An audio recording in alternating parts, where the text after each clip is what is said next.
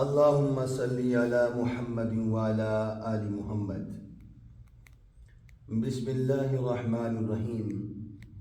عن أنس رضي الله تعالى عنه أن رسول الله صلى الله عليه وسلم قال: يتبع الميت ثلاثة أهله وماله وعمله فيرجع اثنان ويبقى واحد يرجع أهله وماله ويبقى عمله. متفق علیہ. حضرت انس رضی اللہ تعالیٰ عنہ سے روایت ہے، فرماتے ہیں رسول اللہ صلی اللہ علیہ وسلم نے ارشاد فرمایا، تین چیزیں میت کے پیچھے جاتی ہیں: اس کے گھر والے، اس کا مال اور اس کا عمل. چنانچہ دو چیزیں واپس آ جاتی ہیں، لٹا دی جاتی ہیں، باقی رہ جاتی ہے جو چیز وہ عمل ہے. اس کے گھر والے اور اس کا مال واپس آ جاتے ہیں اور اس کا عمل اس کے ساتھ باقی رہ جاتا ہے. اس حدیث میں رسول اللہ صلی اللہ علیہ وسلم نے اپنی امت کو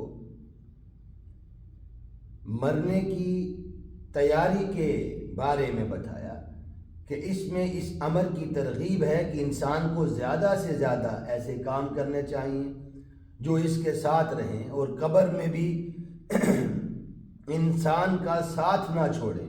جہاں سب اس کا ساتھ چھوڑ جاتے ہیں اور قبر کی تنہائیوں میں وہ اکیلا رہ جاتا ہے، اور وہ ہیں اعمال صالحہ جو قبر میں انسان کے ساتھ رہتے ہیں اور اس کی مشکلات اور تنہائیوں میں اس کا سہارا اور نجات کا ذریعہ بنتے ہیں.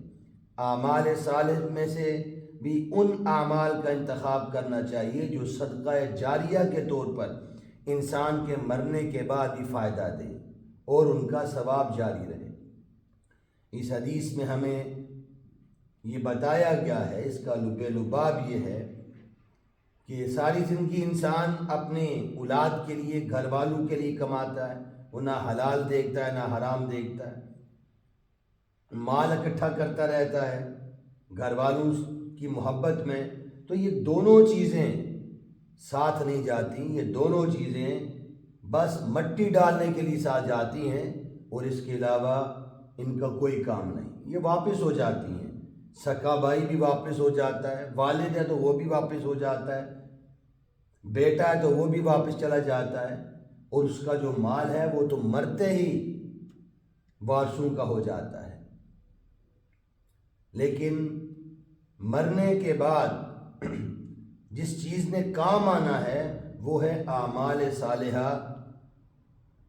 اس کے اوپر ہمارا کوئی دھیان، کوئی توجہ نہیں ہے. ایک چیز مرنے والے کے ساتھ قبر میں جاتی ہے، وہ عمل صالح ہوں، اچھے عمل ہوں یا برے عمل ہوں، اعمال ساتھ جائیں گے. تو ہمیں چاہیے کہ ہم جہاں پر اپنے گھر والوں کے لیے مال اکٹھا کر رہے ہیں، ان کو وقت دے رہے ہیں، ان کے لیے اپنے آپ کو کھپا رہے ہیں،